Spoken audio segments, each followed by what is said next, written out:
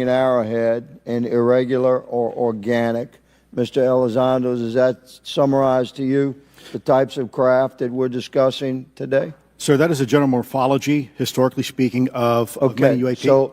So those descriptions are very different craft. Is it your assessment that they would come of different origins?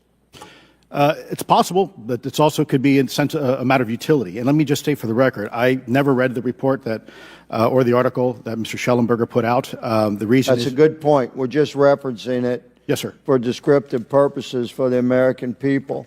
Mr. Schellenberger, in this report, it's striking to me that regarding the descriptions of experiences with these various craft, several of them include biological effects and several do not. Are you familiar with what I'm talking about? Yes. Okay, so spheres and orbs, triangular craft, and irregular or organic craft include some descriptions of biological effects, including feelings of unease, electronic device malfunctions, long-term psychological effects such as anxiety or insomnia have been noted, feeling of being watched, a shared awareness with the triangle craft, and under the irregular and organic craft, biological effects include physical sensations of warmth or cold and unexplained smells and psychological distress. So these are very specific descriptions of the reactions of human beings, which allegedly have been noted from a study here, a report. All of those experiences would have been described by the sources that the author used? I'm not sure I understand. This is a very broad description of biological effects, and it's striking to me that they are present with relation to some types of craft, but absent in others. This would require a great deal of research and study. Can you explain that? My understanding is that this is the database is very large. It includes both the images, the videos, the still images, as well as the human intelligence, the reports, the raw data from individuals having these experiences. So in answer to your question, yeah, I mean, I think we're looking at a very large amount of data collected over many decades. And that data is held by the Department of Defense? Well, I will say that after I published, I was told that this program, that the USAP was actually managed by the Department of Defense but held at the White House. Roger but that. That's a single source, and I don't have multiple sources to verify that. Thank you, sir. I did my best to trick an answer out of you, but I was partially successful. Madam Chair, I yield. Thank you. I now recognize Mr. Frost for 5 minutes of questions. Thank you, Madam Chair. In addition to serving on this committee, the Oversight Committee, I also serve on the Science, Space, and Technology Committee, where we often discuss how essential data and evidence are used in science and used at departments such as NASA. During a hearing, NASA Administrator Nelson affirmed the importance of NASA in helping us to understand UAP. Mr. Gold, if the government doesn't have the data it needs on UAP because, say, someone who saw something is concerned about stigma, public backlash, etc., or maybe there's just not good systems in place, how are we supposed to ultimately figure out what's going on? Yeah, thank you for the question. And let me compliment Administrator Nelson that there wouldn't have been a UAP independent study team if it wasn't for his leadership and courage. We're talking about data and where we can get data from. As I described, NASA has whole archives of data, much of which I believe will likely have information that will help inform UAP. We need only look. And again, in an era with AI and ML, we can relatively quickly and easily go through it. So I think it's something that we should encourage NASA to do. However, per Chairman Grothman's comment about UAP focusing on national security sites, I believe there's something, sir, that you may have heard of called sensor bias. that because we've got more cameras, more monitoring of national security, we don't know how extensive UAP activity may be over civilian areas. And this is to the second part of your question, where we're not collecting the data. We're not collecting sufficient data from pilots. We're not collecting sufficient data from civilian and commercial activities. And this is, again, where ASRS, I think, could substantially change that, get the data out there, and allow us to do good science. Yeah. Thank you. I mean, on the data, you know, I'm a really big proponent of transparency.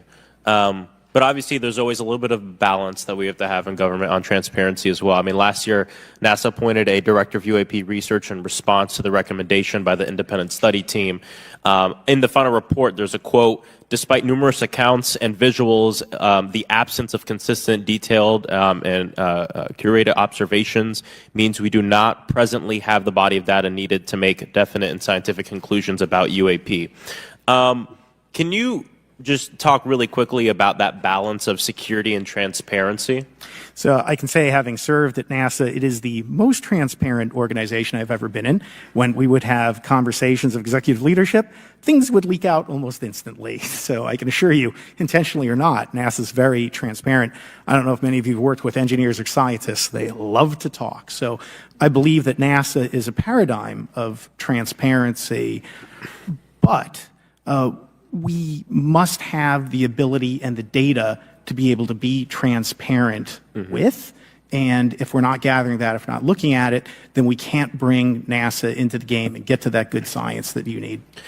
You know, it was about a year ago, I was touring a facility with a pretty senior government official. We went by a certain hangar and they said, yeah, that's, you know, a company leases that out. We don't really know what's going on in there. We have no way of knowing what's going on in there. And there was a few of those, in fact, while we were driving around this facility. To what extent do you think that some of the UAP out there comes from off the books or unauthorized experimental aircraft? I mean, I think probably the vast majority of UAP are drones, experimental aircraft, weather conditions, which is, again, why I say if we review the data, I think we're going to discover a lot about things we weren't even thinking about. But there is a percentage that isn't.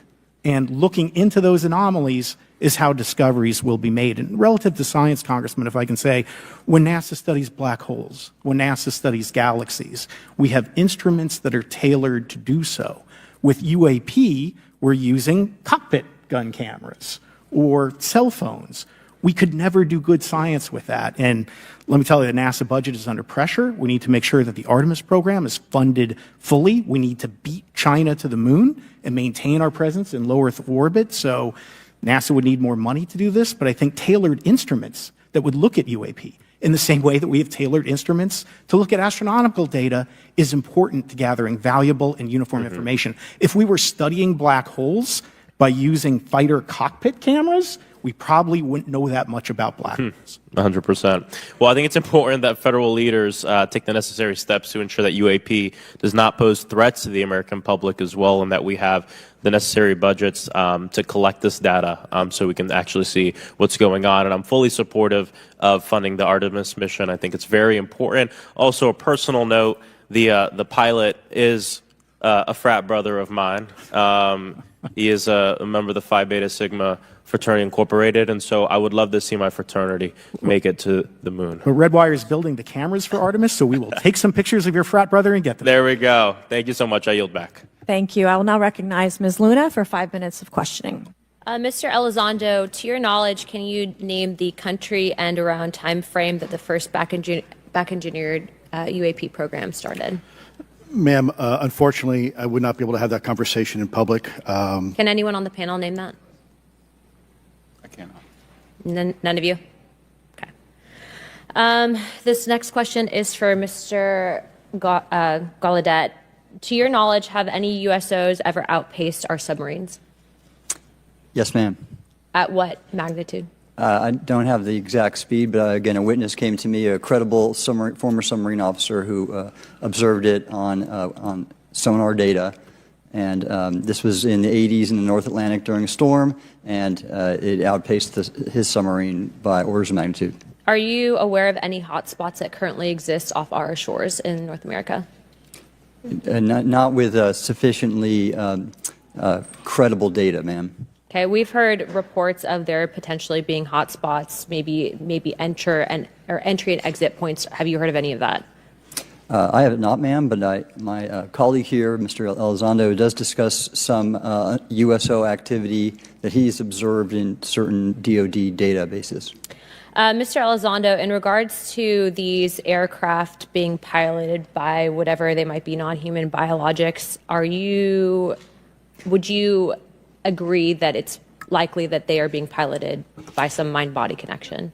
Ma'am, I think it is safe to presume here that they are being intelligently controlled because some cases seem to anticipate our maneuvers, and in other cases they seem to, I came across an email where the word stalked was used in a very secure email between Navy officers discussing their ships being pursued by a UAP. In our previous panel, we had Grush, and he had testified to say that some of these were interdimensional beings. Can you speak on that at all?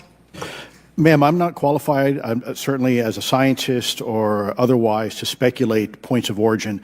I looked at everything from a scientific perspective. So if you look at, for example, instantaneous acceleration, which was one of the observables of the program that I belong to, ATIP, the human body can withstand about 9 G-forces for a short period of time before you suffer negative biological consequences, blackouts and ultimately redouts and even death. Comparison, our best technology, the F-16, which is it's an older platform, but one of our most highly maneuverable aircraft, manned aircraft, made by General Dynamics, can perform about 17 or 18 G-forces before you start having structural failure, meaning that the airframe begins to disintegrate while you're flying. The vehicles we're talking about are performing in excess of 1,000, 2,000, 3,000 Gs. So I guess, would it be safe to infer that they're living craft? I'm not prepared at this point to state for the record is something alive or not, because even that definition is hard. There was a time in science we thought that life required oxygen, and we now know that's not true. There are anaerobic bacteria that thrive in oxygen environments that lack oxygen. And so also the same with photosynthesis. When I was in college, I was told everything is derived from photosynthesis as a form of energy. In reality, that's not true. There are things that live off of chemosynthesis. So we're constantly having to reevaluate our understanding of what the definition of life is. Mm-hmm. Do any of you ever come across reports from people that claim to have firsthand experiences with these entities, whatever they might be, or these aircraft, and then as a result, whether or not they're religious, find that these things will automatically disappear? Anyone, and this is open to any of you on the panel. So just real quick, because I'm running out of time. Lou? Ma'am, I've always been a nuts and bolts kind of guy. When I was at ATIP, I was focusing more on the performance characteristics and less on the potential occupants.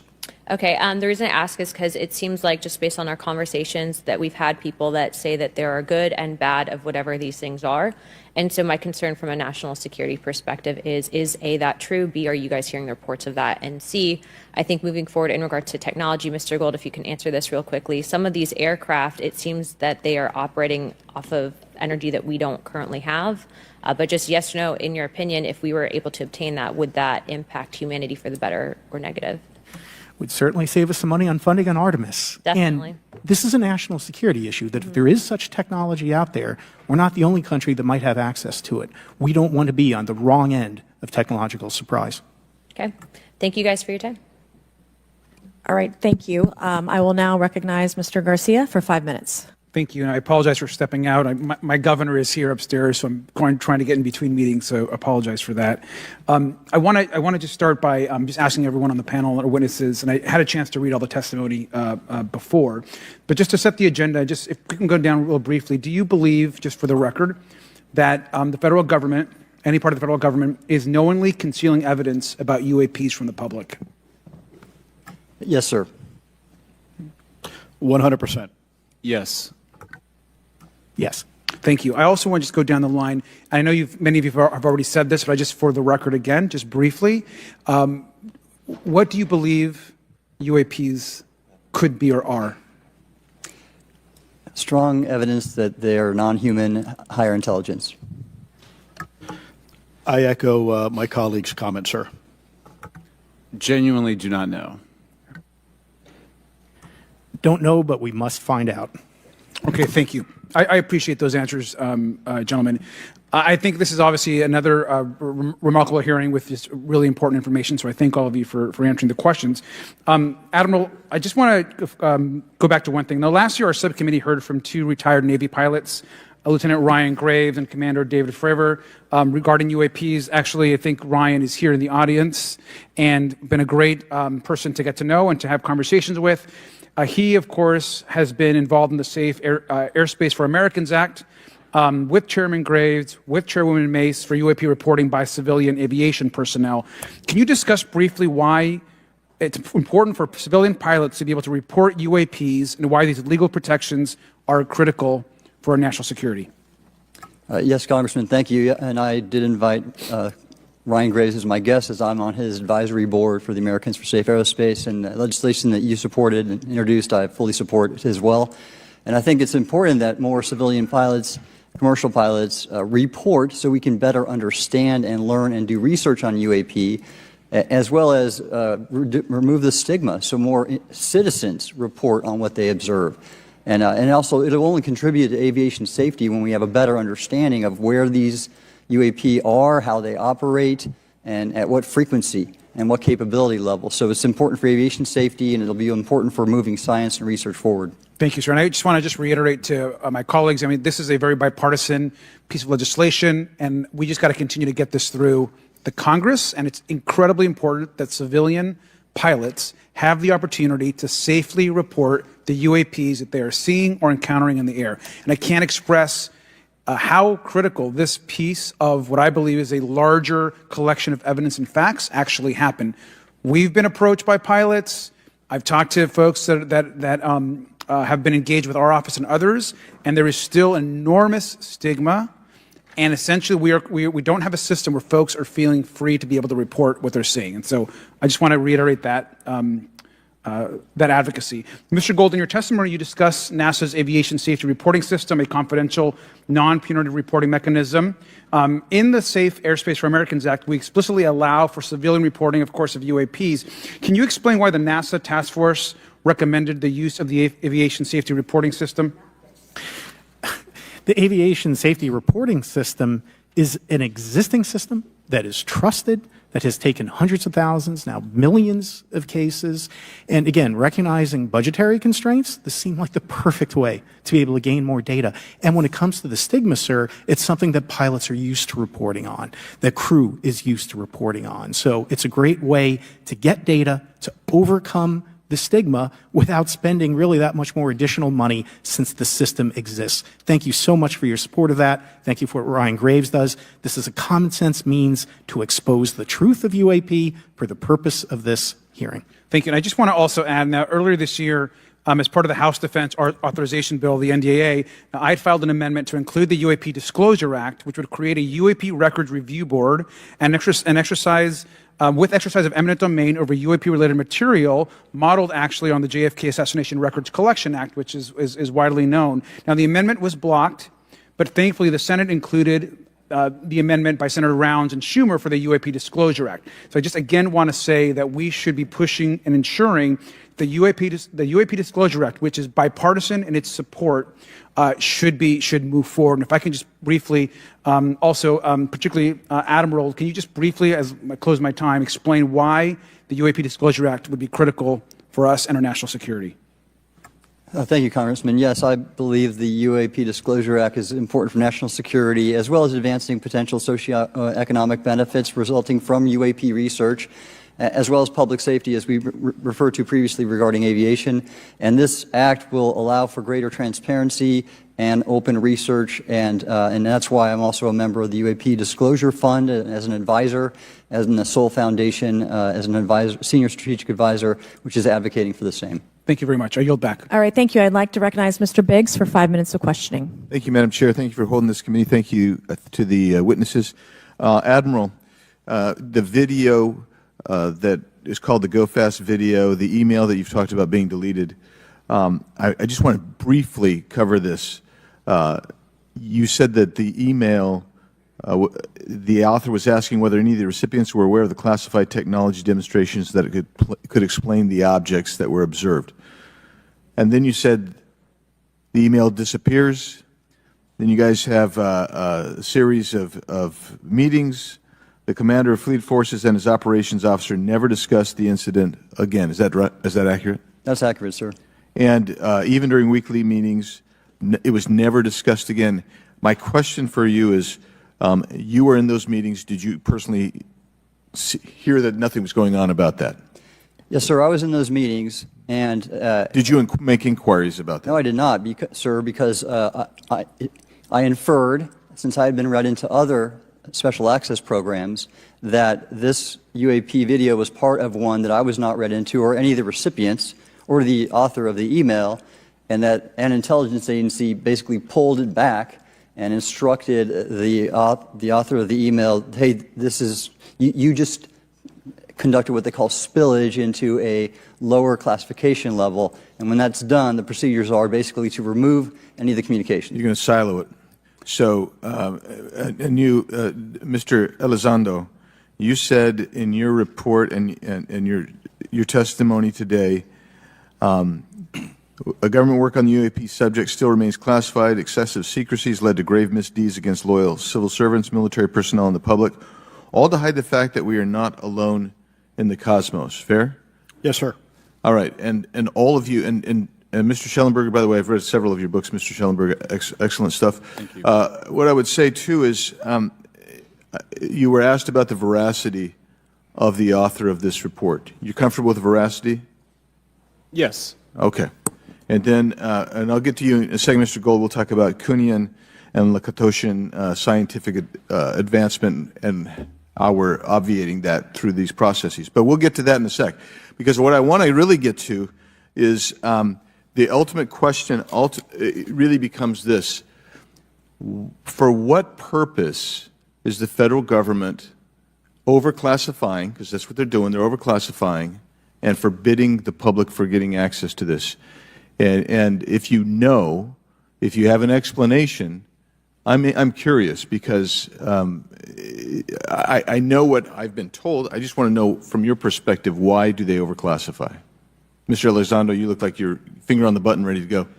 Yes, sir. Forgive me. I think there's several reasons. I think at the time when this reality became evident to the U.S. government, we were in the middle of the Cold War with then Soviet Union, and we did not want to tip our hands to what our knowledge base was on this topic. We did not want to broadcast that to the Cold War's long over. It is, sir. It is, sir. There's also then the philosophical argument that the Department of Defense and the intelligence community is solution-oriented. And when you don't have answers, it's a really tough spot to be in. It's easier to be quiet and suppressed than if you don't have the answer. Indeed, sir. In fact, there's a very real example when we built the U-2 spy plane and flew it over then Russia, and we're taking reconnaissance. And when we first started flying the aircraft, it flew so high and so fast we thought they weren't tracking us. In reality, they were tracking every flight. It wasn't until the Russians could develop the SA-2 surface-to-air missile and successfully shoot them down. I would suggest to you also, along with Lakatos and Kuhn, you also have a problem with Kenneth Arrow's path dependence or increasing returns. That's one reason why they won't disclose it. It's too painful to admit.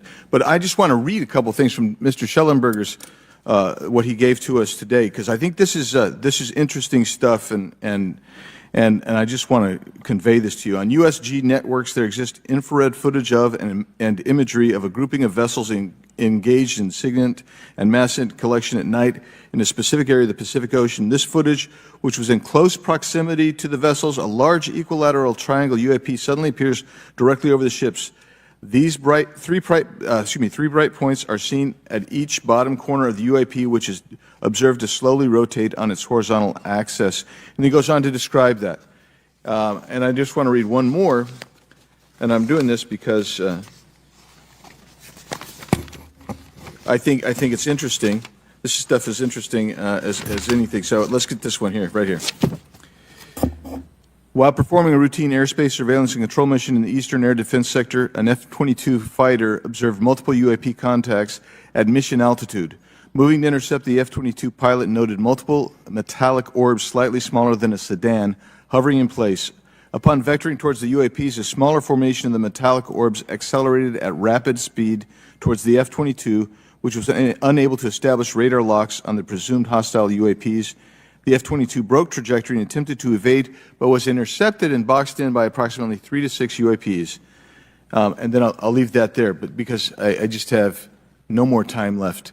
Well, she's not looking. So let's just get into let's get into part of this. I thought I would be saved by the bell. No. Let's talk about Kuhnian, Lakatoshian type of scientific development, and the problem that we have here is you have institutional blockage of what would be normal development of scientific ideas. And if you want to expand on Mr. Gold. We're over time, so be very fast, please. I'll just say I'm a recovering attorney, so please take it easy on the science. But all breakthroughs have been heretical at first, and that's the challenge that we face, particularly with something as extraordinary as this, which is why gathering the data is so important. And I'll just end by saying, by the way, the overclassification of material is in no way limited to UAP. That is occurring throughout the government, as well as the inability to get people classifications in a timely and efficient manner, and then to have those classifications be broad enough to be useful. So this is a larger issue that I hope that Congress will look at. Thank you. Thank you, Mr. Biggs. I've been generous. All right, Mr. Burleson, I'll recognize you for 5 minutes of questions, please. Thank you, Madam Chair. Mr. Elizondo, does any branch of the United States government or defense contractors possess technology? Sir, there's documentation that I believe was submitted for the record that was approved for release by the U.S. Pentagon, by the Department of Defense Office of Pre-Publication Security Review, and it states one of the reasons why my predecessor program, OSAP, was trying to collect material of unknown origin. Was it successfully collected? It was not. What happened is that there was an aerospace contract company that requested to divest itself of the material that was, and certainly, if I was wearing my national security hat, even if there was a 2% chance that there was some sort of hostile intent here, that's 2% higher than we really can accept. And so we must figure out, there's a calculus, capabilities versus intent, in order to identify if something is a national security threat. We've seen some of the capabilities, yet we have no idea in the intent. And so this is why this discussion is somewhat, I think, problematic from a governmental perspective, because we have no idea. Sure, thank you. Mr. Schellenberger, you're particularly familiar with the Langley Air Force Base incident a year ago? Are you familiar? Just from what I read in the Just news. from what you've read? Yeah. I would imagine a large percentage of the American population became aware of that with the Wall Street Journal article. Would you agree with that? Yes. And were you aware of that incident prior to the Wall Street Journal article? No. To the rest of the panel, was the Wall Street Journal article the first time that y'all were made aware of what was essentially an over 2-week UAP frenzy over Langley Air Force Base? Were y'all aware of this prior to the Wall Street Journal article? Anybody? Show of hands. Yes, sir. Dr. Guyette, could you give me how did you become aware of it? A colleague of mine who I referenced previously, Chris Mellon, he wrote an extensive article about this, that there were other incursions of drones over Langley before this, as well as many, many military installations over the last 5 decades. And it's my understanding that there's been an ever-increasing in number, and I'm trying to think how to say this because I wear 2 different hats. I'm still in the Air Force. So, I mean, it seems that they're becoming increasingly brash, and the question that we really have to figure out is is it China or is it non-human? And I think that's the biggest question the American people want to know. If it's China, it's scary because they have a lot of technology that we cannot explain. And if it's non-human, that's scary because we don't know the intent. Would you say that's fair? Yes, Congressman. And in fact, I really believe that we should use this hearing as a catalyst to improve and bolster our air defense capabilities and our maritime domain awareness capabilities, because obviously there are holes in it, whether it be UAP of non-HI direction or NHI direction, or, as you say, sir, China or any other adversary. Are you all aware of any task force at the Pentagon or in the national security apparatus that's trying to assess the answer to that question? At the current moment, sir, no, but this is a great point. From 2020 to 2022, there was a UAP task force in the DoD succeeding where Mr. Elizondo worked, led by Jay Stratton, who had the first comprehensive whole-of-government approach to UAP, which involved pathways to declassification and to increase transparency, as well as assessing the national security risks of UAP. This was a really well-established approach, and we have all advocated that something like it return. I'm running out of time. The last thing is that we need authorities. The law enforcement, military do not have authorities to actually engage, and Congress needs to act to give those authorities to local law enforcement and the military so they have clear guidelines on how to assess these issues going forward. I yield back. Thank you. Thank you. I'd like to recognize Ms. Boebert for 5 minutes of questioning. Thank you, Madam Chair. Now that we have all been cautioned in this committee hearing that the mention of Pentagon's Immaculate Constellation program could put us on a list, well, I already find myself on many lists, I'm sure. So I speak my mind often, so why not just keep going with it? May as well just go all out and say it. The earth is flat, birds are government drones, and we've never set foot on the moon, and Joe Biden received 81 million votes in the 2020 election. So let's just see how many lists we could get on here today. But Mr. Schellenberger, I wanted to ask you, I think I understand from this hearing that you would agree that classifying information like this is not in the best interest of the people. Is that correct? Yeah, I mean, with the caveat that, of course, I would support classification necessary to protect secrets essential to national security, but I think it's pretty obvious that there's overclassification. Overclassification, yes. And so in most instances, if they can't tell us what, do you think at some point they'll at least tell us why? President-elect Trump has repeatedly committed to greater transparency, both on the UAP issue, on JFK files, on COVID origins, and many other things. So I think that we need to make sure that the next administration is held accountable for that. Agreed. And this is for all four of you. Yes or no, please. I have many questions I want to get to. Are there any known instances of recovered materials or technologies that are not of human origin and maybe connected to any advanced bioscience defense programs within the USG? I don't know. I wouldn't be able to answer that, ma'am. I don't know. I don't know. Okay, so there are rumors that have come up to the Hill of a secretive project within the Department of Defense involving the manipulation of human genetics with what is described as non-human genetic material, potentially for the enhancement of human capabilities, hybrids. Are any of you familiar with that? Yes or no? No, ma'am. I am not, ma'am. I'm not. No, ma'am. Okay, I would like to know, with Immaculate Constellation, how does this relate to UAP activities, Mr. Schellenberg, in oceanic environments? Are there any instances where the Navy or other maritime forces have encountered UAPs that could not be explained by known technology or natural phenomena? Yeah, the Immaculate Constellation covers both terrestrial and oceanic, and there's actually a number of cases described in the report that occur in the ocean. And do you believe that there is a concerted effort by the Pentagon to keep Congress out of the loop regarding these UAP activities, specifically in our waters? Yes. I think it's about 5% of our ocean that's actually been studied in detail by man, and we've studied more of space than we had of our own oceans. And so are there any accounts of UAPs emerging from or submerging into our water which could indicate a base or presence beneath the ocean's surface? I don't know about a base, but as I mentioned, I had a different source entirely describe this pretty extraordinary footage that exists of orbs, of an orb coming out of the ocean and being met by another orb.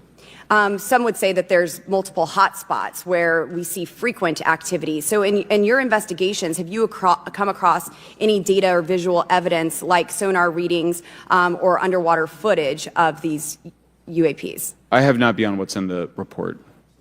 You've written about UAPs not only in the air but in underwater. Are there any specifics on what you've learned about the UAP activity in our oceans? Particularly, have you spoken with sources who have provided any evidence or eyewitness accounts of these UAPs interacting with our naval forces or being detected by our underwater surveillance systems?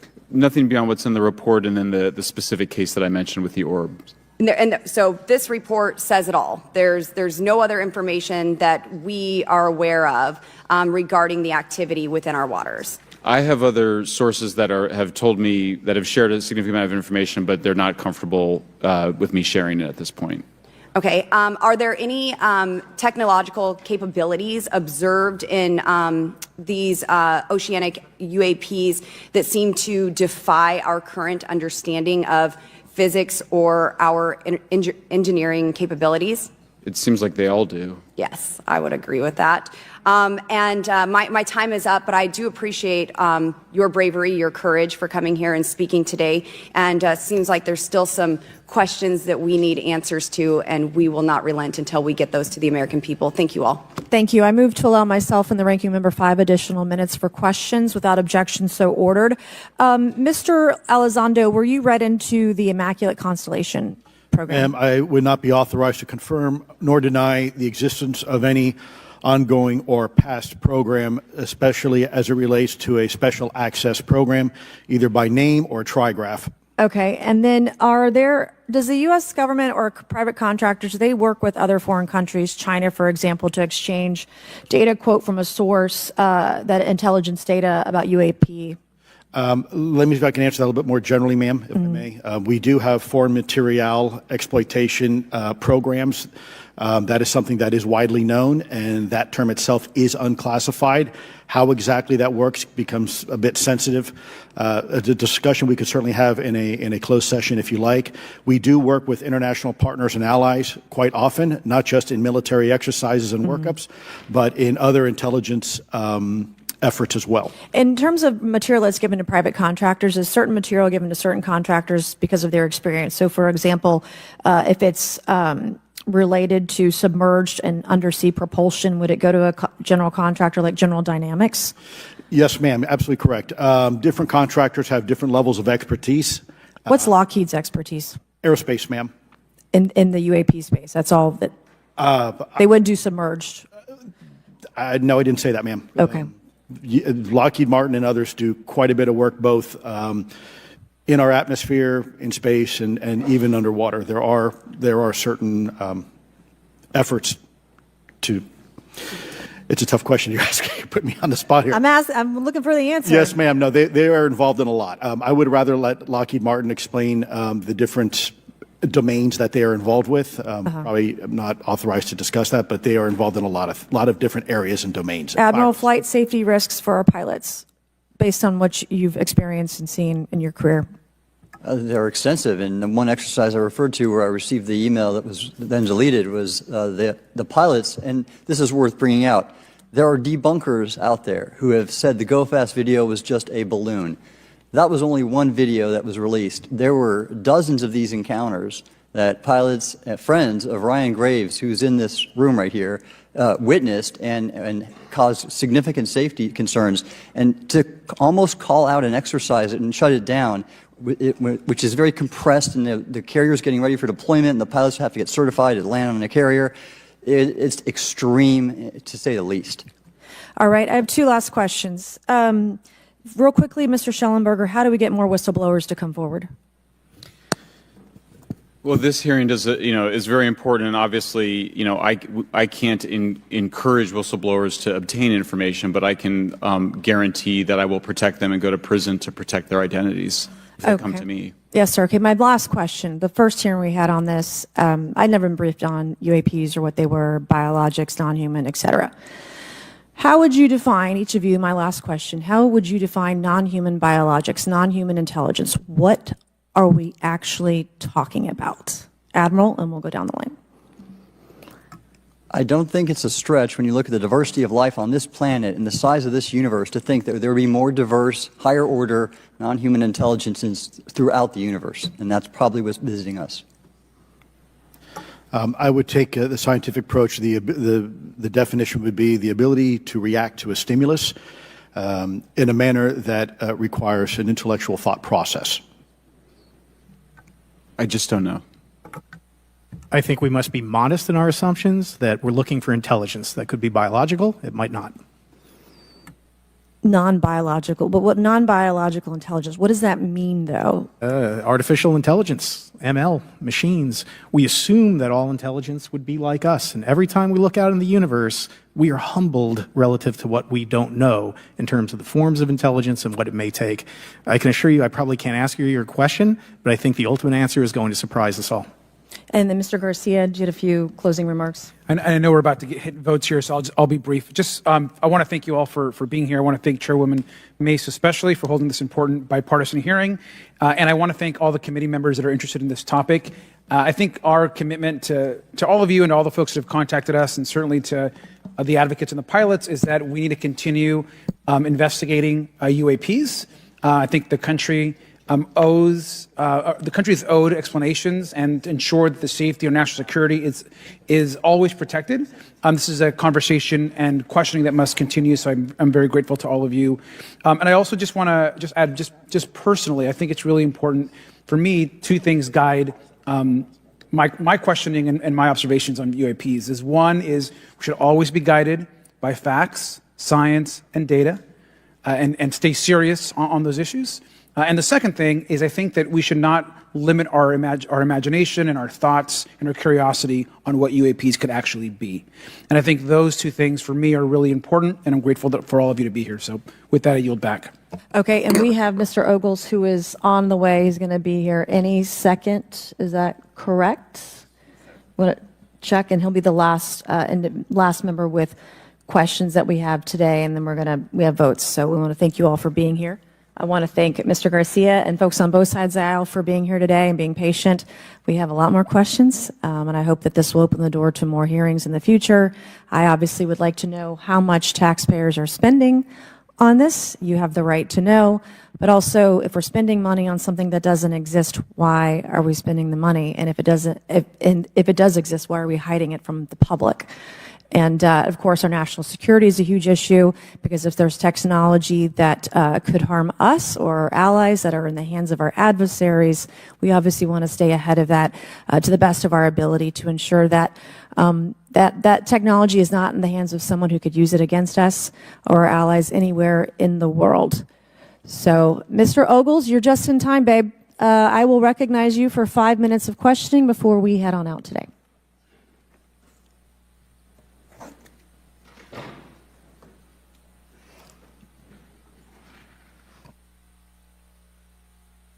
Good morning and welcome to today's historic hearing, which I'm co-chairing with Mr. Grothman, whose subcommittee held an important hearing on this topic last year. I want to thank my colleagues on the Oversight Committee, including Mr. Burchett, Mr. Burleson, Ms. Luna, Mr.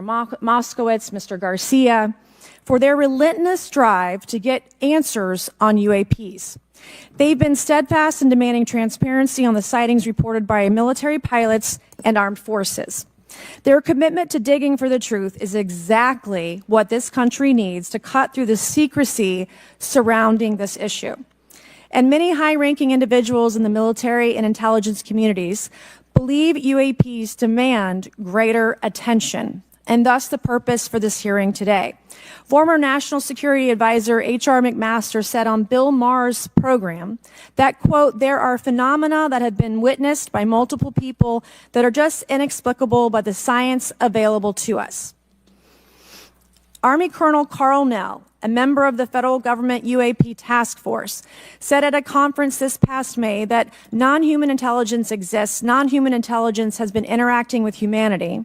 This interaction is not new, and it's been ongoing, and there are unelected people in the government that are aware of that. But UAPs remain a controversial topic. I'm not going to name names, but there are certain individuals who didn't want this hearing to happen because they feared what might be disclosed. But we stood firm. No amount of outside pressure would ever keep me from pursuing a subject to ground, come hell or high water. On that score, I want to thank our witnesses for being here. We have before us a panel of individuals accomplished in the military, in civilian government, in science, and in journalism. Some of the testimony you will hear them deliver today does not reflect well on influential individuals and agencies within the U.S. federal government and perhaps some of our contractors.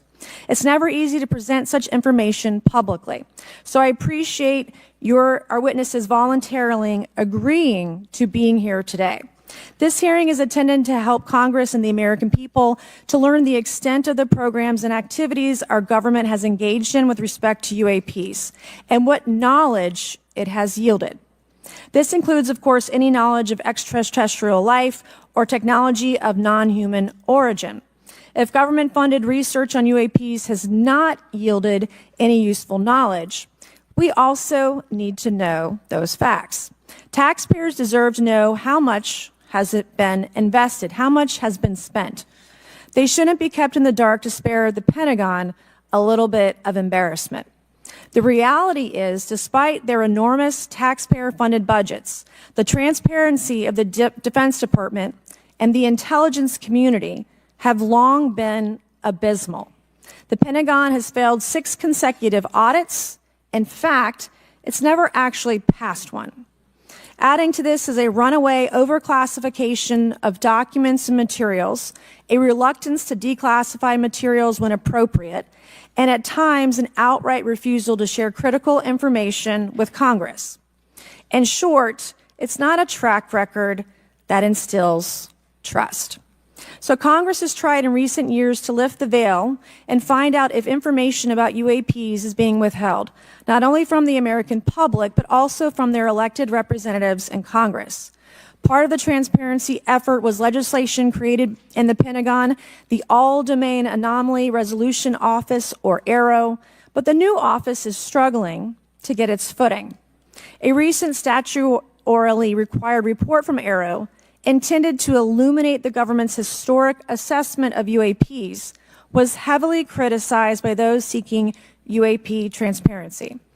The report has stoked suspicions AARO is unable, or perhaps unwilling, to bring forward the truth about the government's activities concerning UAPs. I'm disturbed that AARO itself lacks transparency. Even its budget is kept from the public. So if there is no there, then why are we spending money on it, and by how much? Why the secrecy if it's really no big deal and there's nothing there? Why hide it from the American people? Because I'm not a mathematician, but I can tell you that doesn't add up. I expect some of our witnesses to share their views on that AARO report. We will also hear from the witnesses today allegations of UAP-related misinformation and disinformation by government officials of which they are personally aware and directly experienced. And we will hear testimony today concerning recent revelations about a purportedly secret UAP program whose existence and findings may have been improperly withheld from Congress. But before we get to the witnesses, we're going to have a few more opening statements from our colleagues. And one thing I wanted to add at the end of my closing statement is there is a document that will be entered into the Congressional record today. Mr. Tim Burchett from Tennessee has this document, and we just distributed it to every member up here on the dais of this document. But this is going to be the original document from the Pentagon about Immaculate Constellation that Michael Schellenberger delivered to Congress today. So thank you, Mr. Schellenberger, for this information. We are all reading it in real time now, and Mr. Burchett will enter it into the record. But 12 pages about this unacknowledged special access program that your government says does not exist. So with that, I would acknowledge my colleagues, Mr. Garcia. I want to say, first of all, to Mr. Connolly, who cannot be here today, the ranking member on my subcommittee on cybersecurity, I want to say that I was greatly saddened to hear about the recent news of Mr. Connolly's cancer diagnosis, and I want to convey to him and to all of our colleagues, we wish our very best to you and a full and speedy recovery. And with that, I would acknowledge Mr. Garcia for 5 minutes. Thank you. Thank you very much, Chairwoman. I want to thank the Chairwoman and the Chairman both for their continued support and really treating this this discussion and these hearings in a way that's bipartisan. I think one thing that's very important for all of us that are interested in the conversation around UAPs is that this is an area that both Republicans and Democrats, where we may disagree in a lot of other spaces, this is an area where bipartisanship is really important. And in fact, I would add it's critical that we all continue to work together in a way that moves forward with the truth and important disclosure. So we're here to have a bipartisan and serious conversation, I believe, about our national security. We should always ground these conversations in facts, evidence, and the data in front of us. I want to note that we have our witnesses here. I want to thank you all for being here, and note that also amongst you have folks that have also served us in our military. And I know that for many of you this has been a difficult process, but I'm very grateful to have you with us today, and thank you for joining us. I also want to note that today's hearing builds on a quite, I think, also historic public hearing that we had many months ago that Mr. Grothman and others helped lead in this very same hearing room, where I believe we began a really important public conversation about UAPs. And so I want to thank him for that, and I especially want to thank Chairwoman Mace for her continued advocacy on this topic. I also want to start with some facts. We know that there are objects or phenomena observed in our airspace, as our witnesses will testify, and also possibly in our oceans. In many cases, we don't know what they are, and this is, of course, why we're discussing UAPs. Now, the All-Domain Anomaly Resolution Office, AARO, has reported hundreds of UAPs that remain, quote, uncharacterized and unattributed, and which, quote, appear to have demonstrated unusual flight characteristics or performance capabilities and require further analysis. This is our own AARO office. Now, we shouldn't prejudge what they might be. I'm certainly not going to. We need evidence. But what we are detecting things, and we know that we don't understand them, and this is worth investigating. Now, the American people have legitimate questions, and I believe it's critical that Congress should help address them. This is about the truth and science and facts. Now, transparency and faith in our institutions is vital in a good democracy. Now, I'm proud to say that this hearing will build on that important bipartisan work, and I want to thank everyone for being involved, including members of our committee. Now, in our last hearing in July, we heard testimony that a significant number of pilots of major airlines have witnessed UAPs as well, but have no real confidential way of reporting them to the government. We heard that commercial pilots who encounter UAPs may be hesitant to speak openly due to stigma or fear of retaliation. We also know that AARO has reported that, and I want to quote, that most reports still reflect a bias towards restricted military airspace, a result of reporting from military personnel and sensors present in such areas. And so the lack of ability for civilian pilots raises real safety concerns and limits our ability to understand UAPs. This is a particular piece of this conversation that I am very interested in. Now, our last hearing inspired us to introduce the Safe Airspace for Americans Act, joined by Chairman Grothman, Chairwoman Mace, and a bipartisan group of co-sponsors. I see some of our leaders from Safe Airspace for Americans Act here, and that would create a safe reporting for UAP process, which we want to continue to do.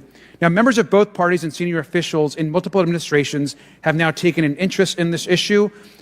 Mainstream media, in many cases, are beginning to take more of an interest in this issue, and we should all be proud to carry that work and build confidence for the American people. I believe we can always be more transparent. To me, this hearing and others are simply about the truth and getting to the facts of what these UAPs actually are.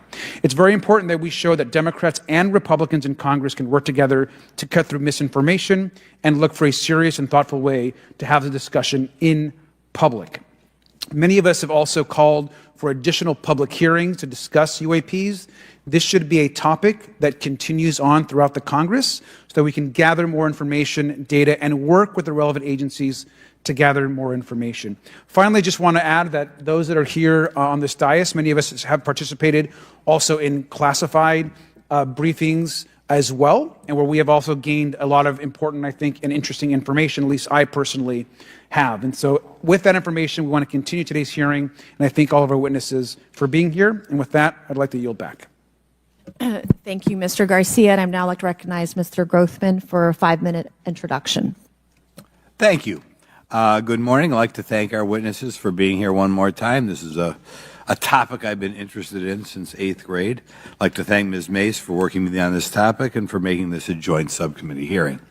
Last year, the Subcommittee on National Security, the Border and Foreign Affairs held an historic hearing to understand the potential national security risk of unidentified anomalous phenomena, or UAPs.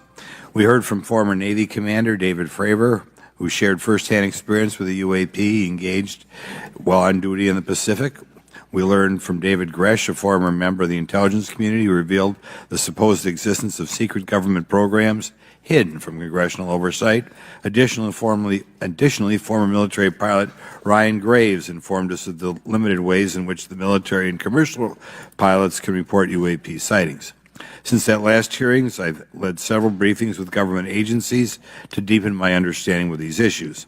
First, the Department of Defense Inspector General's Office informed us that the Department of Defense does not have a streamlined process for service members to report UAP activity.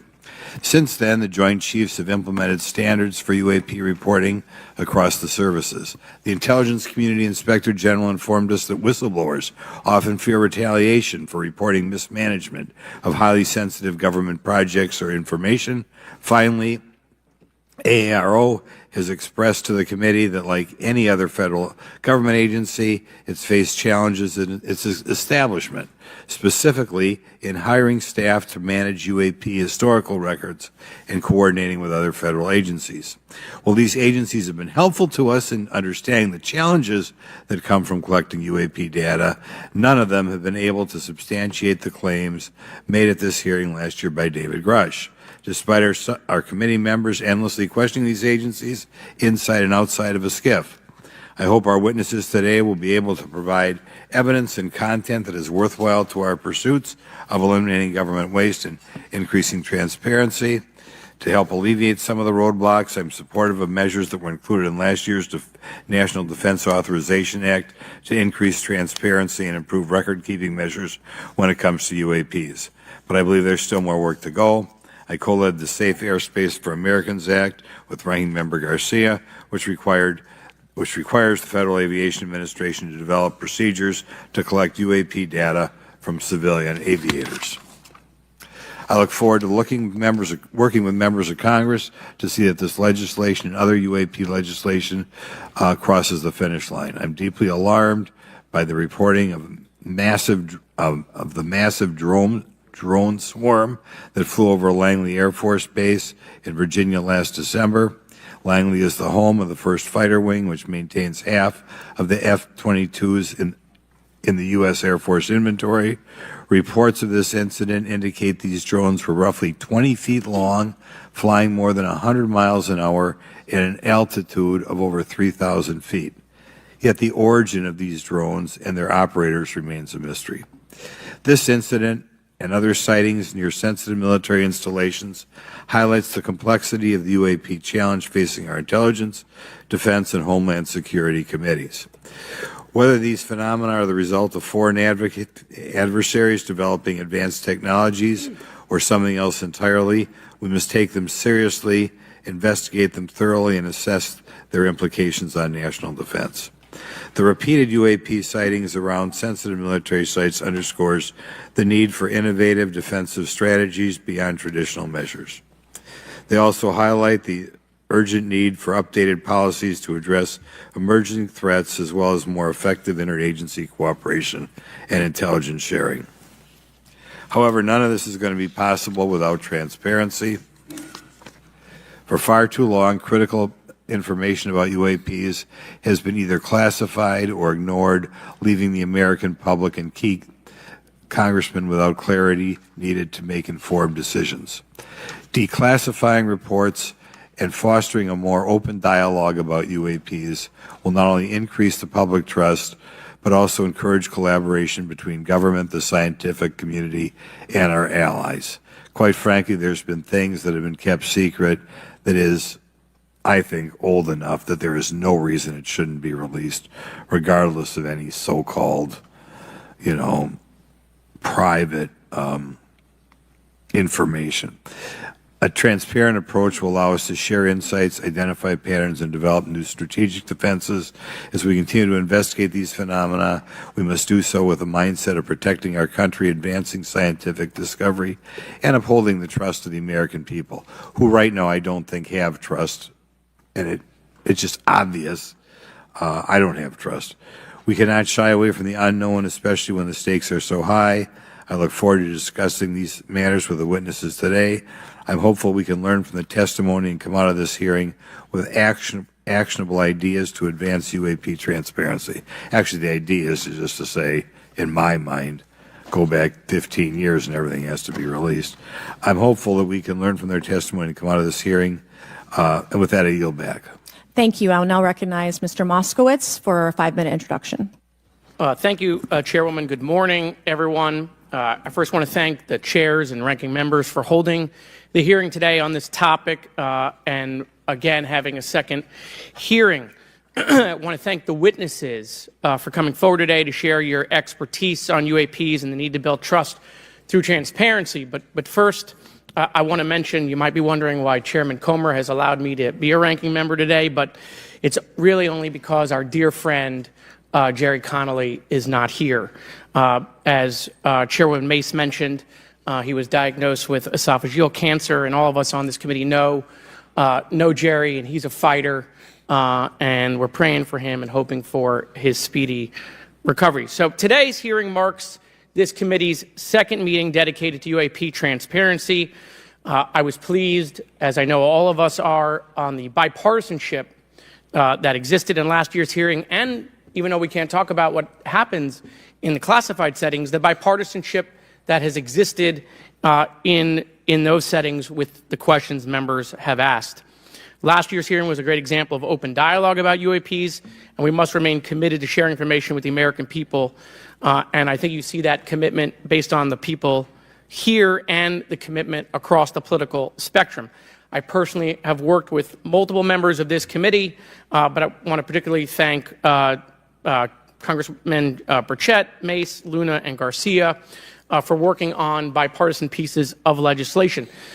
In recent years, Congress has taken numerous bipartisan steps towards greater transparency. In 2022, in the NDAA, we created the All-Domain Anomaly Resolution Office to investigate unidentified flying objects. Following Aero, along with ODNI, released an unclassified report on UAP sightings. Of the 366 sightings included in the report, 171 remain uncharacterized, with some of these appearing to have demonstrated unusual flight characteristics or performance capabilities.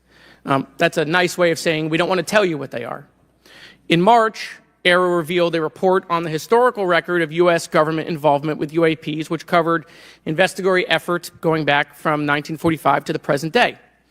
Earlier this year, I joined Congressman Burchett to introduce the UAP Transparency Act, which would require the declassification of all documents related to UAPs with many other members of this committee. In fiscal year 2024, the NDAA required the National Archives and Records Administration to establish the Unidentified Anonymous Phenomena Records Collection. This collection will include digital copies of all unidentified UAP records that can be publicly disclosed. This commitment in transparency is vitally important, and unnecessary overclassification has led to a void of information, which has allowed theories over the decades to foster. When the American people and members of Congress ask, are reports of UAPs credible, we're met with stonewalling. We're met with responses of, I can't tell you. And in fact, we're met with people not wanting us to have hearings. We're met with people not wanting us to ask you questions. In fact, many of us were told not to ask some of you certain questions on certain topics. In a time of heightened distrust of our government institutions, I believe more transparency is not only needed but is possible. And obviously we can respect national security limits, but we also have to provide our constituents with the information and oversight that they have tasked us for. As part of this, government agencies must maintain open lines of communication with members of Congress. And there are regular questions that Americans have. What are UAPs? Are they real? Are they ours? How has this technology been developed? How do they get funded? Right? And now we've seen this has gone from a long time ago where you could discredit people because it's some guy living in a Winnebago. You're able to see people now, these are pilots, these are military, these are folks with serious backgrounds. This has changed the face of this because now we have video. People will have questions. We know there are advanced technology programs. Almost 15 years ago, one of those came out of Area 51 to go after Osama bin Laden. And the only reason we know about that is because one of those helicopters was downed.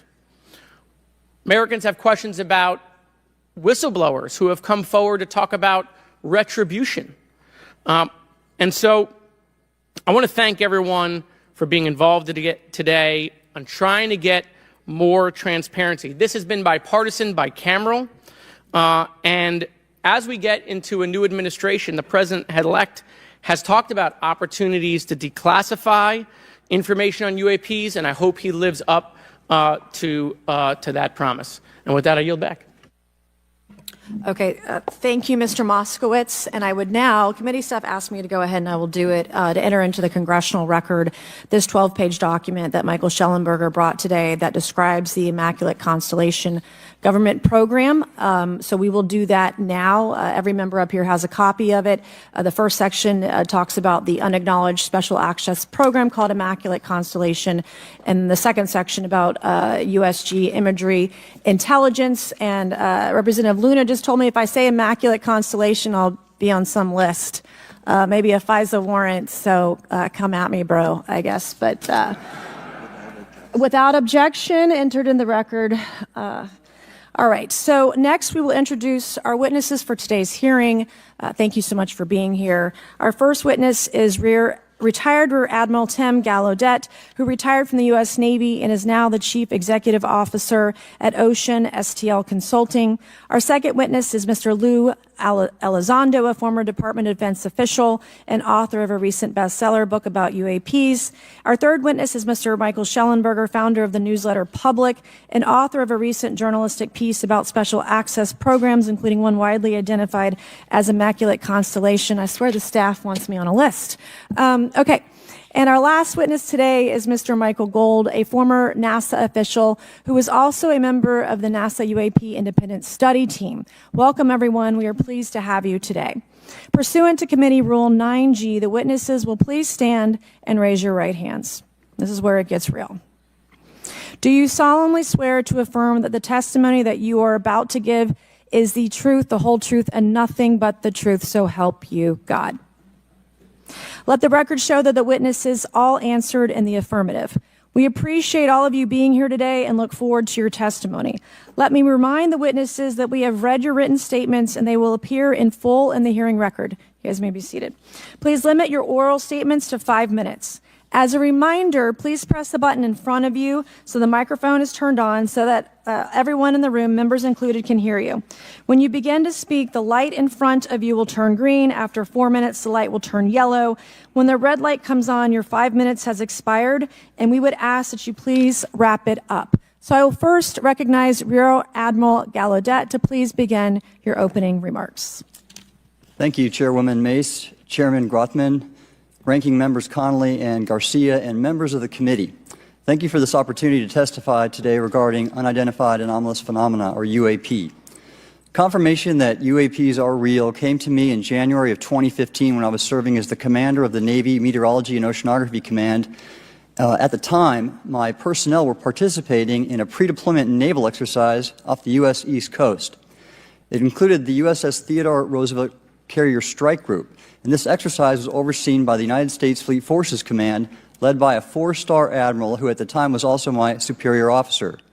During this exercise, I received an email on Navy's secure network from the operations officer of U.S. Fleet Forces Command. The email was addressed to all the subordinate commanders, and the subject line read in all capital letters, "Urgent Safety of Flight Issue." The text of the email was brief but alarming, with words to the effect, "If any of you know what these are, tell me ASAP. We are having multiple near mid-air collisions, and if we do not resolve this soon, we are going to have to shut down the exercise." Attached to the email is what is now known as the Go Fast video, captured on the forward-looking infrared sensor of one of the Navy F-A-18 aircraft participating in the exercise.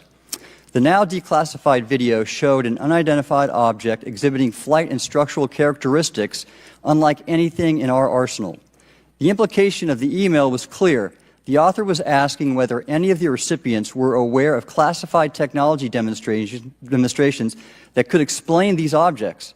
Because the DoD policy is to rigorously deconflict such demonstrations with live exercises, I was confident this was not the case. The very next day, that email disappeared from my account and those of the other recipients without explanation. Moreover, the commander of Fleet Forces Command and the operations officer never discussed the subject.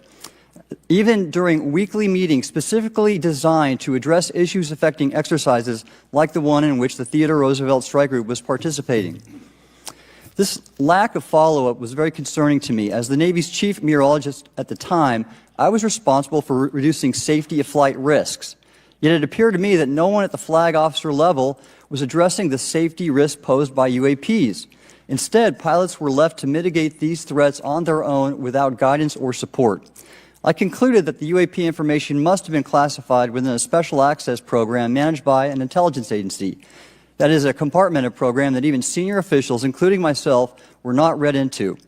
Last year's UAP hearing before this oversight committee confirmed that UAP-related information is being withheld from senior officials and members of Congress.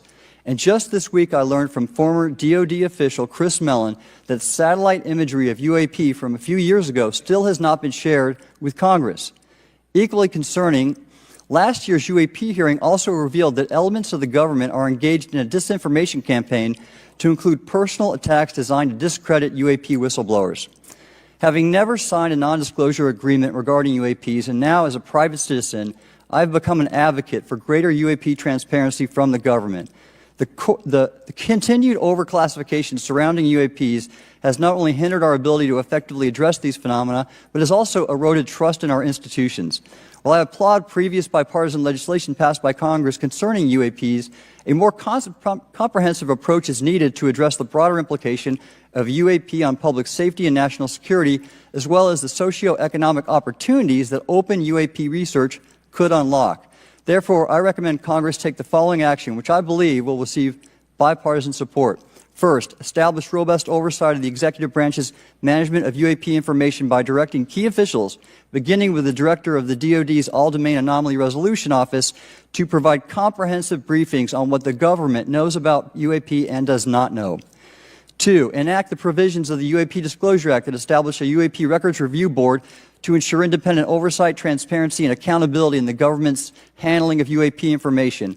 And three, strengthen the UAP Disclosure Act and future reauthorizations with provisions that mandate a whole-of-government approach to addressing UAP. In closing, I will share my personal reasons for speaking out on this topic. First, as a former science agency leader, having led the National Oceanic and Atmospheric Administration, I've always sought the truth in human knowledge and thought. Now that we know UAP are interacting with humanity, and these include unidentified submerged objects in the ocean, we should not turn a blind eye, but instead boldly face this new reality and learn from it. Additionally, at a time when leaders in government leave much to be desired, I feel obligated to show moral leadership on this issue of UAP disclosure by validating the credibility of the courageous men and women who have come out as witnesses and whistleblowers to expose the truth.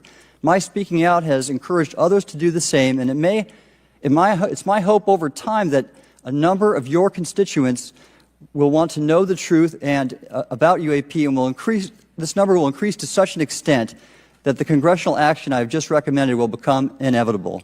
Thank you, and I look forward to your questions. Thank you. I will now recognize Mr. Elizondo for his opening statement.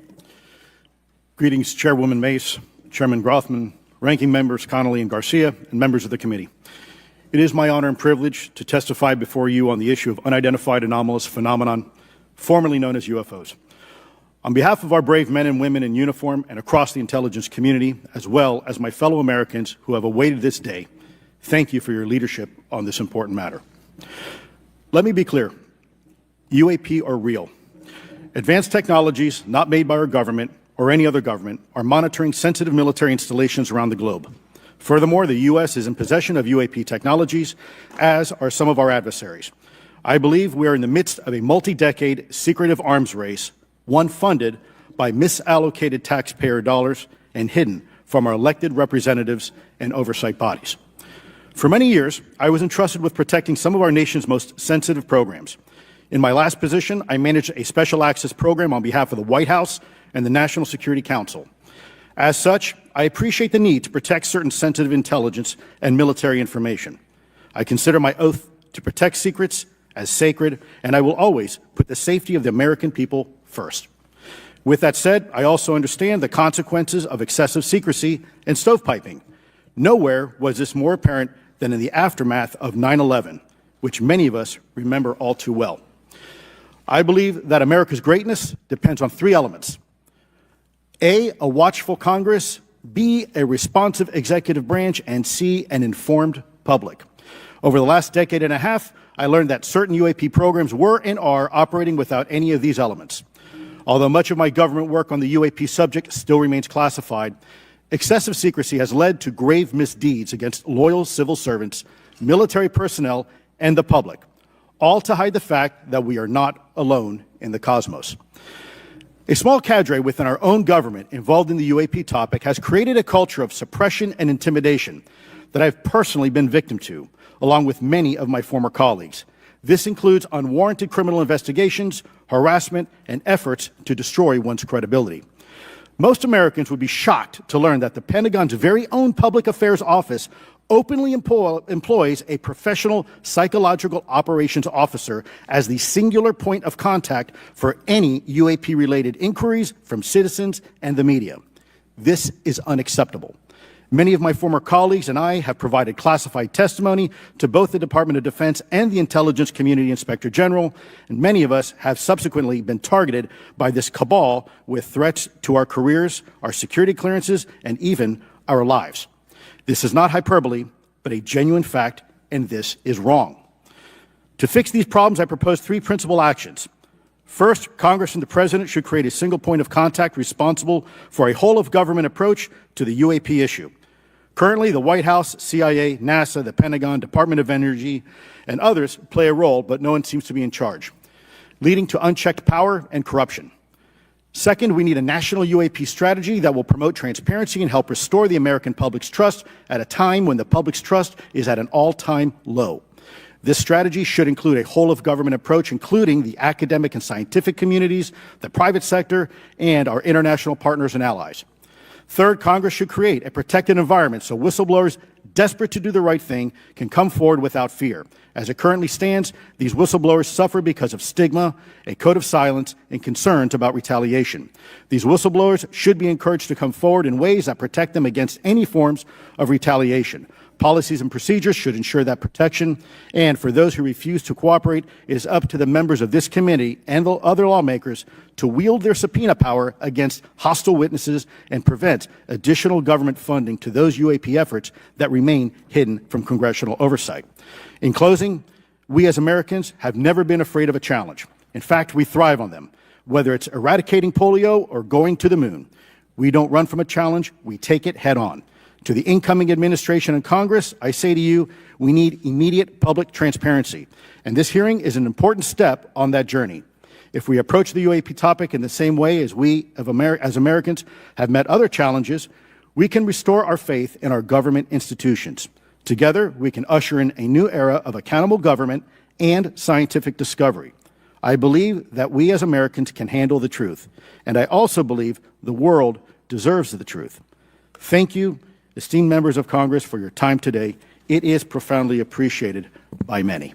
Thank you. I ask unanimous consent for Representatives Ogles of Tennessee and Boebert of Colorado to be waived onto the subcommittee for today's joint subcommittee hearing for the purpose of asking questions. Without objection, so ordered.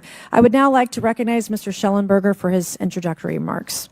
Chairwoman Mace, Chairman Grothman, Ranking Member Connolly, Ranking Member Garcia, members of the subcommittees, thank you for inviting my testimony. One of Congress's most important responsibilities is oversight of the executive branch in general and the military and intelligence community in particular. Unfortunately, there is a growing body of evidence that the U.S. government is not being transparent about what it knows about unidentified anomalous phenomena, and that elements within the military and the IC are in violation of their constitutional duty to notify Congress of their operations. President-elect Donald Trump and former President Barack Obama have both said that the government has information about UAPs that it has not released. There are other explanations for UAPs than that they represent a new form of life or non-human life. Current dominant alternative theories, including those put forward by AARO, are that UAPs are some kind of natural phenomena we don't yet understand, like ball lightning or plasma. They could also be part of some new U.S. or foreign government weapons programs, such as drones, aircraft, balloons, CGI, hoaxes, or birds. Whatever UAPs are, Congress must be informed, as must the people of the United States. We have a right to know what UAPs are, no matter what they are. However, we now have existing and former U.S. government officials who have told Congress that AARO and the Pentagon have broken the law by not revealing a significant body of information about UAPs, including military intelligence databases that have evidence of their existence as physical craft. One of those individuals is a current or former U.S. government official acting as a UAP whistleblower. This person has written a report. This is the report that says the executive branch has been managing UAP, NHI issues without congressional knowledge, oversight, or authorization for some time, quite possibly decades. Furthermore, these individuals have revealed the name of an active and highly secretive DoD unacknowledged special access program, or USAP. The source of that document told me, that the USAP is a strategic intelligence program that is part of the U.S. military family of long-standing, highly sensitive programs dealing with various aspects of the UAP problem. The new UAP whistleblower claims that the U.S. military and IC database includes videos and images taken using infrared, forward-looking infrared, full-motion video, and still photography. The report that was just shared with Congress says Immaculate Constellation serves as a central or parent USAP that consolidates observations of UAPs by both tasked and untasked collection platforms. Immaculate Constellation includes high-quality imagery intelligence and measurement and signature intelligence of UAPs, the whistleblower's report adds. The sources of this intelligence are a blend of directed and incidental collection capabilities, positioned in low Earth orbit, the upper atmosphere, as well as military and civilian aviation altitudes and maritime environments. The report to Congress details in detail various UAPs, including spheres, orbs, disks, saucers, ovals, triangles, boomerang, arrowhead, and irregular organic. The report describes various incidents found in the human intelligence databases. One involved orbs surrounding and forcing an F-22 out of its patrol area. In another incident, the crew of a Navy aircraft carrier watched a small orange-red sphere rapidly descend from a high altitude of 100 to 200 yards directly above the flight deck of the CVN, or aircraft carrier. And since my reporting on this Immaculate Constellation last month, another source came forward who told me that they saw a roughly 13-minute-long, high-definition, full-color video of a white orb UAP coming out of the ocean approximately 20 miles off the coast of Kuwait. It was filmed from a helicopter. Then halfway through the video, the person said the orb is joined by another orb that briefly comes into the frame from the left before rapidly moving again out of the frame. The person discovered the video on SIPR, the Secure Internet Protocol Router Network, which the DoD uses to transmit classified information. A leading UAP researcher who utilizes the Freedom of Information Act to find out what the government knows, John Greenwald, told me last year that the U.S. government had been increasingly denying his requests for UAP information. He has been doing FOIA requests for 27 years and has an archive of 3 million pages. The government has for decades denied any interest in UFOs, he told me, but the documents that he has assembled show that behind the scenes it was a completely different story. Contrary to the hopes of many advocates of transparency, the government has been restricting more information since the leak of 3 UAP videos in 2017. The DoD organization AARO has been labeling many documents with a B7 exemption, which Greenwald says does not make any sense. They're stating that anything AARO does is involved in law enforcement investigation, which allows AARO to not release it.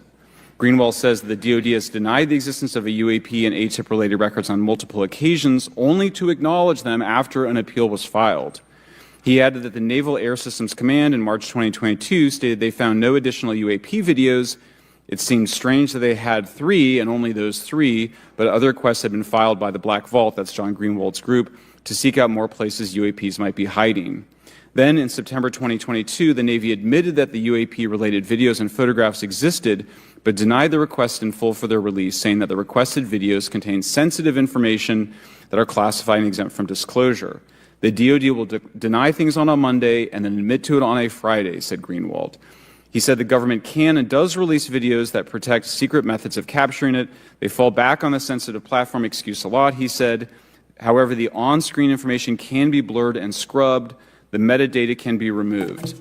I'll show you this example here. This is a presentation from the UATP task force. This is completely absurd. It's nuts, this level of censorship, of redaction on a document. It shows the redaction of how many reports they've collected, for how many years. 2 of the 3 potential explanations are blacked out. The Pentagon, the intelligence community is treating us like children. It's time for us to know the truth about this. I think that we can handle it. Thank you very much. Thank you. I would now like to recognize Mr. Gold for 5 minutes. Thank you, Chairwoman Mace, Chairman Groffman, Ranking Members Connolly and Garcia, Representative Moskowitz, and distinguished members of both subcommittees. I'm grateful to all of you, as well as your intrepid staff, for the opportunity to testify, and would like to begin by discussing courage. Courage is what it takes to tackle this topic, and courage in the face of adversity is what I see in front of me, beside me, and behind me. Per my introduction, I am currently the Chief Growth Officer at Redwire Space and have had several leadership positions at NASA. That being said, I want to be clear that I am speaking exclusively on my own behalf and not for Redwire, NASA, or any other organization. However, I am here today to speak out for science. Science requires data, which should be collected without bias or prejudice. Yet, whenever the topic of UAP arises, those who wish to explore the phenomena are often confronted with resistance and ridicule. For example, members of the NASA UAP Independent Study Team, particularly those in academia, were mocked and even threatened for simply having the temerity to engage in the study of UAP. Our best tool for unlocking the mystery of UAP is science, but we cannot conduct a proper inquiry if the stigma is so overwhelming that just daring to be part of a NASA research team elicits such a vitriolic response. Therefore, one of the most important actions that can be taken relative to exposing the truth of UAP is to combat the stigma, and this is where I believe that NASA can be eminently helpful. The NASA brand is synonymous with hope, optimism, and credibility. If you were to take a walk down the National Mall, you would immediately see the NASA logo on T-shirts, hats, and bumper stickers. Few federal agencies enjoy this kind of popularity. I've never seen anyone wearing an Office of Personnel Management T-shirt, which is why NASA could play such an influential role. Specifically, NASA could, with relatively little cost and effort, host symposia on UAP, or even just participate in existing panels examining the topic. NASA personnel stepping forward and participating in such discussions would make a powerful statement to the scientific community that UAP should be taken seriously and researched accordingly. In regard to research, NASA has vast archives, much of which may contain important UAP data. Again, for relatively little cost and effort, NASA could create an AI or ML algorithm that could search the agency's archives for anomalous phenomena. I suspect that such an effort would not only result in information that will help us to understand UAP, but could result in data that will assist in other areas of scientific inquiry, such as anomalous weather or meteorite activity. Beyond its existing archives, NASA could act as a clearinghouse for civilian and commercial UAP data. During my work on the UAP Independent Study Team, it quickly became evident that there is no clear or well-publicized process for civilian pilots to report UAP sightings. The stigma associated with UAP hampers the number of pilots that would report such phenomena, but even for those who overcome the stigma, I believe the current FAA guidance is largely unknown and poorly understood. In order to effectively collect UAP data, the independent study team recommended the use of NASA's Aviation Safety Reporting System, or ASRS. This system, which is administered by NASA and funded by the FAA, provides a confidential means for the reporting of safety violations in a voluntary and non-punitive manner. Over 47 years, the ASRS has collected nearly 2 million reports. ASRS is the perfect tool to collect UAP data, which could then be collated by NASA and shared with the public at large. Leveraging ASRS could create a treasure trove of UAP data, potentially hundreds of thousands of reports, supporting this hearing's goal of exposing the truth. And I'm grateful to our 2 co-chairs and other members who have already incorporated this idea into proposed legislation. At this hearing, and as others have demonstrated, the UAP issue is justifiably dominated by national security and defense. However, I would urge the subcommittees to keep in mind the numerous ways that NASA and the FAA, as well as commercial activities in the air, in space, and in the water, can generate a massive amount of invaluable data on anomalous phenomena. I cannot help but be excited by the potential for such an endeavor, since scientific discovery is driven by anomalies. It's the existence and study of anomalies that led to the theory of relativity, quantum mechanics, and nearly all of humanity's scientific breakthroughs. This is why the study of UAPs should be embraced, since whatever is occurring, the chance to garner new knowledge should never be ignored. We must be thorough in collecting information, fearless in making conclusions, and open to following the data, no matter how mundane or extraordinary the results may be. I began this testimony by praising the Joint Subcommittee members for their courage, and I will end by echoing that sentiment. As the saying goes, the truth is out there. We just need to be bold enough and brave enough to face it. Thank you. Thank you. Thank you all. I will now recognize myself for 5 minutes of questioning. I have a lot of questions, and I have a lot of witnesses. So I would just ask, if it's yes or no, to please just tell me yes or no. If it requires more than that, be very succinct, because I would like to go down the line and ask as many questions as possible. So for the Admiral this morning first, former DOD official Chris Mellon reached out to you about satellite imagery from 2017 that depicts a UAP. What were the dates in 2017 when this occurred? I can't share with you the details, ma'am, but I can do it in a closed setting, and I can also tell you the agency that wrote a report on it. Okay, so who has the imagery? I can tell you that in a closed setting. Can you describe what was depicted in the satellite imagery? Just a description. It was a UAP, ma'am. That's it? No other description? The term that the analysts used, they called it the button. It was a disc-shaped object. Okay, where was it? I can't tell you that, ma'am. Okay. All right. Okay, Mr. Elizondo, you stated in your testimony that, quote, advanced technologies not by our government or any other government are monitoring sensitive military installations around the globe, end quote. If these technologies are not made by any government, who's making them? Private companies, or are you implying they are crafted by a non-human intelligence?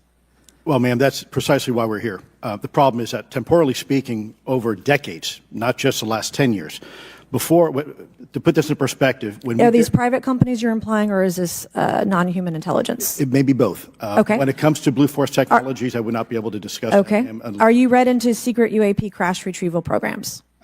We would have to have a conversation in a closed session, ma'am. I signed documentation 3 years ago that restricts my ability to discuss specifically crash retrievals. I submitted for my book through the DOPSR process, which took a year for it to be reviewed. And what is in the book is what I was told I'm allowed to talk about. Has the government conducted secret UAP crash retrieval programs, yes or no? Yes. Okay. Were they designed to identify and reverse engineer alien craft, yes or no? Yes.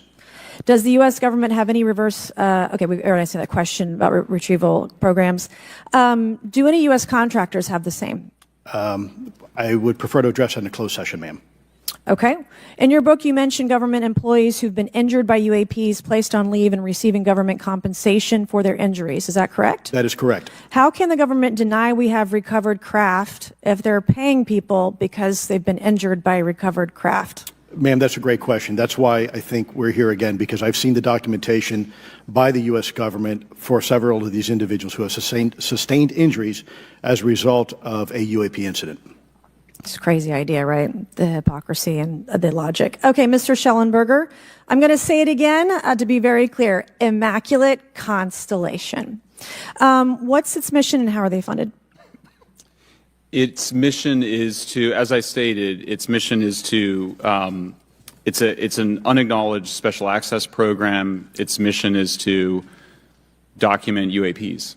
Okay, and do you, for your story and your report, do you have more than one credible source? I do. Sourcing, okay. I do. And then why do you believe your sources to be credible? How do you judge the veracity of the documentation you've been provided about this program? I checked the sources, and they are who they say they are. They are current or former government officials. Mm-hmm. I wanted to also add that I did not specify that they were Defense Department employees. I didn't specify the agency nor the gender.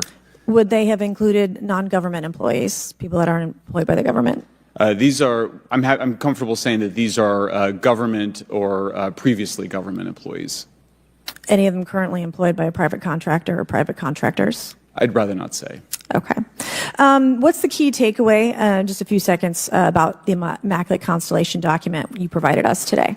I think that what the American people need to know is that the U.S. military and intelligence community are sitting on a huge amount of visual and other information, still photos, video photos, other sensor information, and they have for a very long time. And it's not those fuzzy photos and videos that we've been given. There's very clear high res, high resolution. How many visuals, graphics, videos, photos? I mean, I've been told hundreds, maybe thousands. I mean, I also wanted to say, because there was some conversation around concern around the revealing of these materials, revealing the source collections, but some of these are shot from helicopters using normal videos of oceans. I just think that's absurd that somehow you're going to be revealing some secret U.S. technology by revealing that you've photographed orbs off the coast of Kuwait.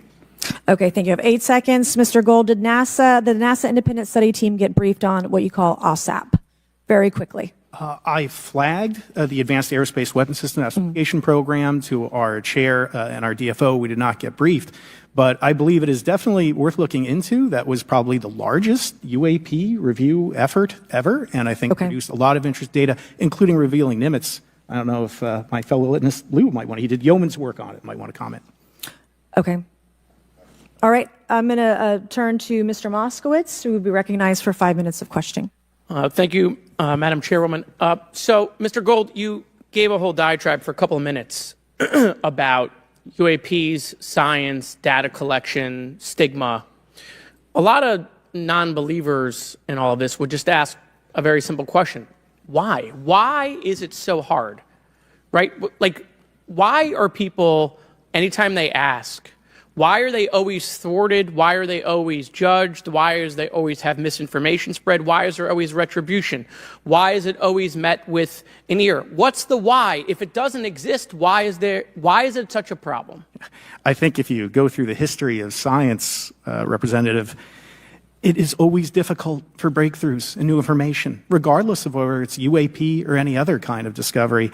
And in science, we're supposed to be open, but when you break with the orthodoxy of what's believed, whether it's Galileo saying that the Earth doesn't rotate or the Earth rotates around the sun or the sun doesn't rotate around the Earth, it's always challenging for new beliefs. And the more extraordinary those discoveries, the more extraordinary those new beliefs, it's very difficult. So I think this is natural. There's natural conservatism that when it comes to science, but this issue in particular has been very difficult where, again, even to attempt to study it becomes problematic. But every hearing like this, every news report, every video, documentaries, I was privileged to be part of something Dan Fair is putting together. I think many of us have interviewed for it, documentary over 30 different government officials.